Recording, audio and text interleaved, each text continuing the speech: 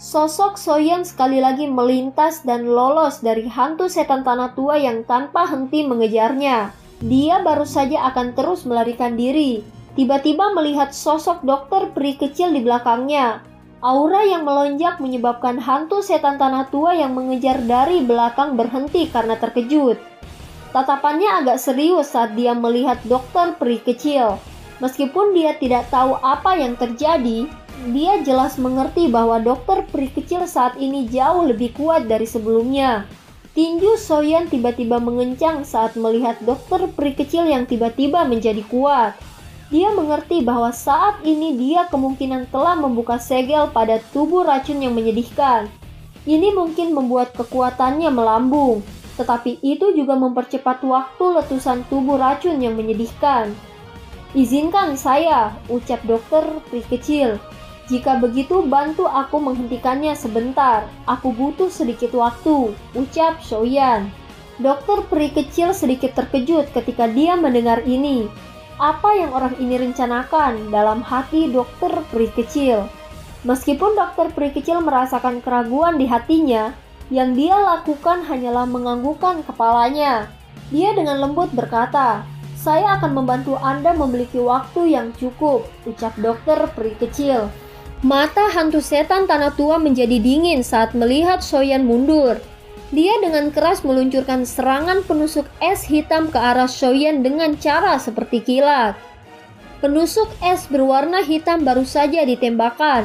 Doki berwarna ungu melesat dan bertabrakan dengan keras. Penusuk es berubah menjadi ketiadaan di tengah gelombang suara. "Lawanmu adalah aku," ucap dokter peri kecil.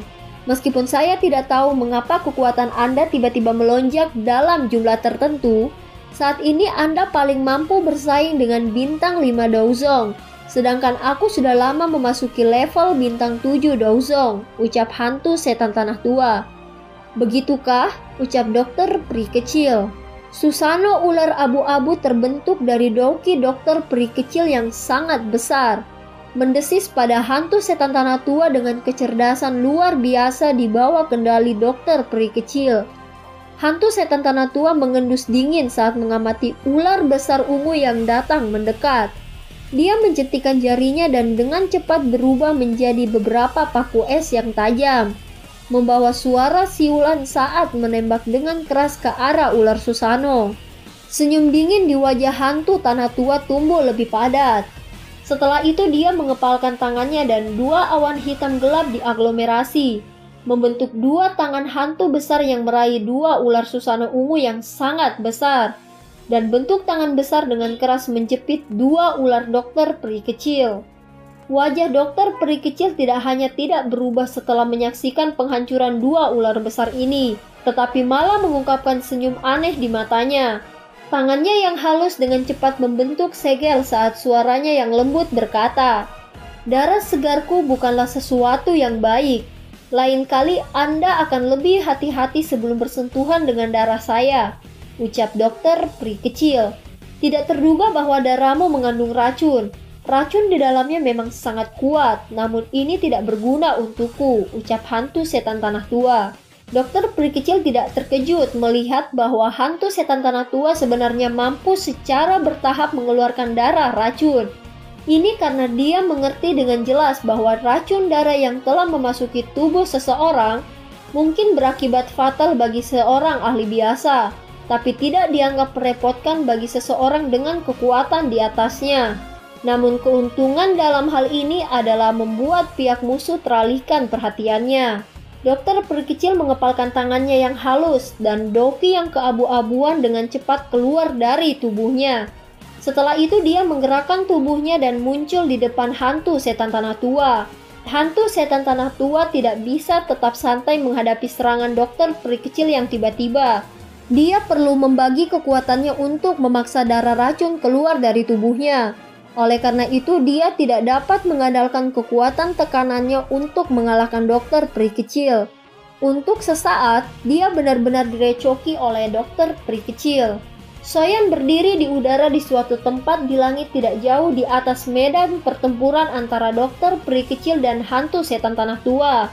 Pada saat ini nyala api hijau dan nyala api Fallen Heart tergantung di tangannya.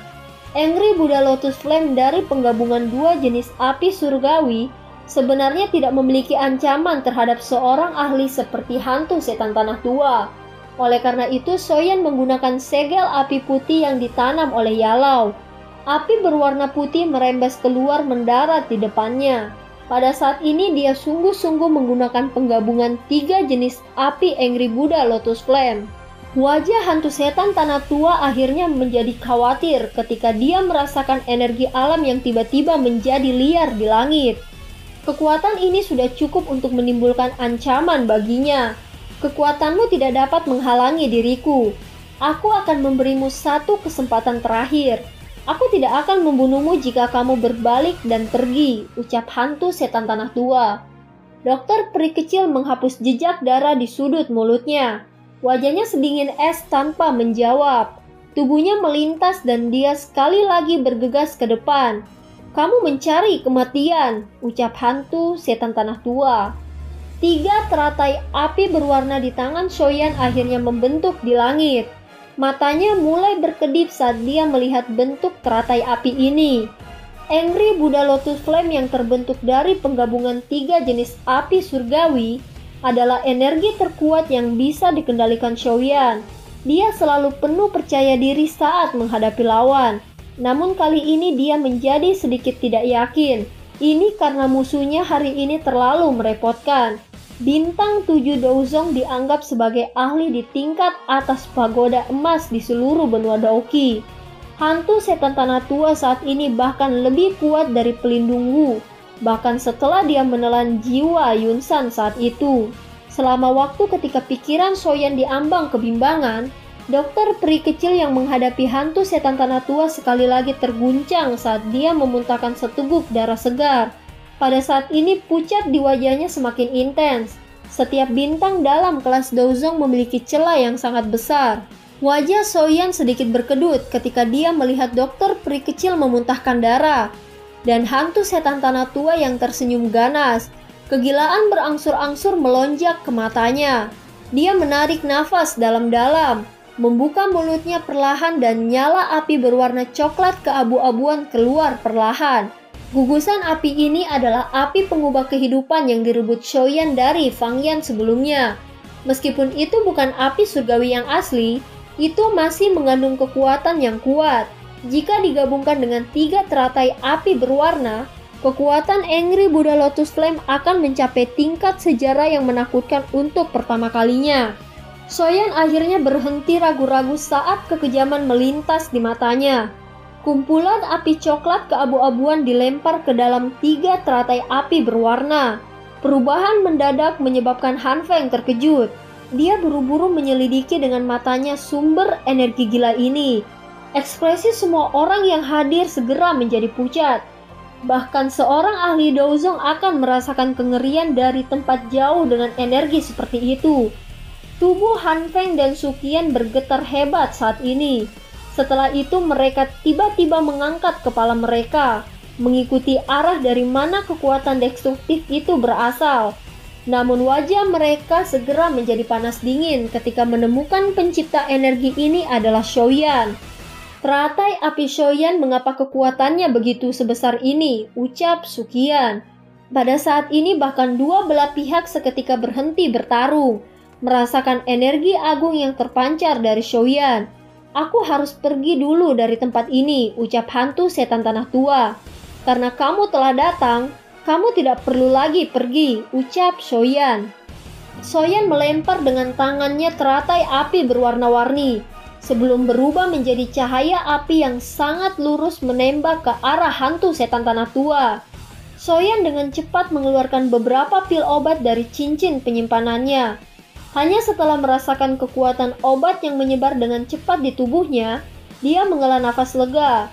Tatapannya segera terfokus pada lotus api berwarna-warni yang melayang di udara. Darah dingin musim dingin, teriak hantu setan tanah tua. Teriakan seram keluar dengan suara serak dari mulut hantu setan tanah tua. Setelah teriakan itu, udara dingin yang hitam pekat dengan cepat membengkak.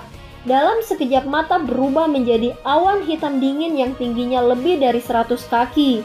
Sosok hantu setan tanah tua benar-benar terbungkus di dalamnya. Suhu dingin menyebar seperti riak dengan cara seperti kilat. Dalam sekejap hampir setengah dari Akademi di Alam ditutupi oleh lapisan tipis es. Semua siswa akhirnya menggigil kedinginan. Bahkan doki di dalam tubuh mereka terganggu di bawah suhu dingin yang aneh ini. Bahkan wajah beberapa tetua ahli dari lembah api iblis dan Akademi Dalam telah berubah jadi pucat. Mereka mengatupkan gigi mereka dengan keras untuk menahan udara dingin yang menakutkan ini. Saat awan hitam dan dingin muncul, teratai api berwarna-warni Shoyan telah tiba. Mengikuti pendekatan teratai api, awan berwarna hitam mulai sangat berfluktuasi. Dengan mendekatnya teratai api, suhu tinggi akhirnya menolak sebagian besar suhu sedingin es. Baru pada saat itulah banyak siswa dari Akademi Dalam merasa lebih baik. Segera mereka mengangkat kepala dan melebarkan mata. Gelombang api berwarna-warni setinggi 1000 kaki menyapu langit. Para ahli dari lembah api iblis yang lambat melarikan diri itu langsung berubah menjadi ketiadaan. Bahkan abu mereka pun tidak tersisa. Orang-orang yang melarikan diri tepat waktu sebelumnya langsung menupuk-nupuk dada mereka dengan wajah putih pucat. Beruntung mereka bereaksi dengan cepat. Gelombang api yang menyebar menyebabkan beberapa bangunan di Akademi Dalam terguncang hingga retak. Hutan dalam radius 1000 meter dari Akademi Dalam dihancurkan menjadi tanah datar tanpa batas yang luas pada saat ini. Ada satu gelombang lagi. Hati-hati, bergerak lebih jauh, teriak Sukian. Hampir semua ahli pergi keluar dan mundur setelah mendengar teriakan Sukian kali ini. Nasib para ahli dari lembah api iblis yang telah menjadi abu jelas memberitahu mereka apa yang terjadi jika mereka terlibat oleh api. Tatapan Sukian tiba-tiba melihat ke Akademi Dalam yang terletak di bawah medan pertempuran saat dia buru-buru mundur. Masih cukup banyak siswa yang hadir di sana. Segera ekspresinya menjadi jauh lebih pucat. Dia buru-buru berteriak, "Semua siswa, cepat temukan tempat untuk bersembunyi." Soyan juga tidak bisa menjelaskan mengapa teratai api menjadi begitu menakutkan. Dia telah kehilangan kemampuan untuk mengendalikannya sejak dia menambahkan teratai api ke awan hitam. Terlepas dari apa penyebabnya, bola api itu pada saat ini tidak lagi berada dalam kendali Shoyan. Jika dibiarkan meledak begitu saja, semua siswa di Akademi Dalam tidak akan memiliki mayat yang tersisa. Dua sosok manusia berwarna abu-abu telah muncul tanpa peringatan sedikit pun. Soyan tidak merasakan apa-apa sebelum matanya melihat mereka. Dia terdiam sejenak saat matanya melirik bola api besar itu. Akhirnya, dia tanpa sadar berteriak dengan suara keras, "Dua tuan, bola api akan meledak. Cepat dan pergi." Setelah mendengar pengingat dari teriakan Soyan, dua sosok berjubah abu-abu di samping bola api besar perlahan mengangkat kepala mereka. Mata tua dan berpengalaman mereka dengan tenang melirik Soyan. Ketenangan dari dua orang ini membuat Soyan bertanya-tanya, siapakah dua ahli misterius berjubah abu-abu ini? Sejak kapan ahli menakutkan seperti itu ada di wilayah pojok hitam ini? Orang-orang tua ini yang tidak akan mati. Mereka akhirnya bersedia untuk campur tangan, ucap Sukian. Penatua pertama, mereka adalah, tanya penatua lainnya. Mereka penjaga Akademi Jianan, namun jika Akademi Jianan tidak dihadapkan pada situasi hidup dan mati, mereka tidak akan pernah campur tangan. Kedua sosok abu-abu misterius itu tidak menanggapi sedikit pun banyak tatapan dari segala arah. Mereka melirik pandangan mereka dari Shoyan. Setelah itu mereka fokus pada bola api besar di depan mereka. Mereka bertukar pandang satu sama lain dan membentuk segel aneh. Tindakan dua pria tua misterius ini sangat mirip dengan Yondaime. Mampu memindahkan kekuatan yang sangat besar dibuang ke tempat yang sangat jauh. Sebuah suara ledakan seperti terjadi gempa masih terlihat menakutkan tiba-tiba muncul di langit. Dalam waktu kurang dari 1 menit, langit sekali lagi menjadi sehalus cermin. Kedua sosok abu-abu itu akhirnya menghela nafas lega setelah melakukan ini. Meskipun mereka telah bergandengan tangan, memanipulasi kekuatan skala besar seperti itu tidak semudah yang mereka bayangkan. Jika kekuatan bola api belum menyebabkan banyak retakan kecil muncul di luar angkasa, kemungkinan mereka akan mengalami kesulitan merobek garis yang begitu besar untuk mengejar bola api. Soyan di langit yang jauh juga menghela nafas lega saat melihat bola api dikeluarkan. Jika bola api terus membengkak sedikit lebih lama, kemungkinan Akademi Dalam akan tidak ada lagi. Pada saat itu dia akan menjadi pelakunya yang telah menghancurkan Akademi Dalam. Sukian, dokter, peri kecil, dan yang lainnya muncul di samping Soyan. "Ikuti aku, jangan mengatakan apapun," ucap Sukian. Tubuh Sukian bergerak setelah dia berbicara dan dia dengan cepat bergegas ke dua sosok abu-abu di langit. Soyan di belakang menyusul bersama dokter peri kecil. "Hahaha, Bai Tua dan Kian Tua, terima kasih telah campur tangan hari ini. Kalau tidak, kemungkinan Akademi Dalam ini tidak akan ada lagi," ucap Sukian. "Sukian, kamu benar-benar tidak kompeten dalam pekerjaanmu sebagai penatua pertama. Jika Akademi Dalam benar-benar menderita bencana yang begitu besar, kemungkinan Anda akan mengalami kesulitan untuk menggantikannya, bahkan jika Anda mati 10 kali, ucap Bai Tua. "Dua orang tua, masalah hari ini sepenuhnya disebabkan oleh saya. Jika Anda ingin menyalahkan seseorang, saya Soyan akan menanggung bebannya. Itu tidak ada hubungannya dengan penatua pertama suku Yan." Dan film pun berakhir. Sampai jumpa.